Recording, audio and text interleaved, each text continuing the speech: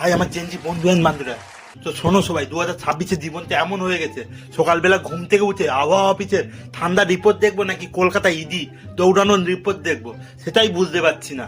যেখানে কলকাতার তাপমাত্রা 10 ডিগ্রি আর রাজনীতির পারদ 100 ডিগ্রি, দুটোই এখন পাল্লা দিয়ে কমছে বাড়ছে। তো সদলেকে আইপ্যাক অফিসে ইডির অভিযান, সেখানে খোদ মুখ্যমন্ত্রী পৌঁছে গিয়ে বলছে ওরা আমার হার্ড ডিস্ক আর ক্যান্ডিডেট লিস্ট চুরি করতে এসেছে। ভাবো একবার, ইডি এখন তদন্তর কাজ ছেড়ে ডেটা অপারেটরের কাজ করছে। ওরা ক্যান্ডিডেট লিস্ট চুরি করে ওরা কি নিজেরাই ভোটে দাঁড়াবে নাকি? দিকে আমেরিকার তেরাম দাদু ভেনেজুয়েলার তেল নিয়ে পুরো বিশ্বযুদ্ধ বাঁধিয়ে দিয়েছে, আর আমাদের এলন মাস্ক ভাই কি বলছে মঙ্গলে নাকি বাগান করবে। আরে ভাই, এখানে কলকাতায় ঠান্ডে তবে লঙ্কা গাছ মরে যাচ্ছে, আর উনি নাকি মঙ্গলে বাগান করবে।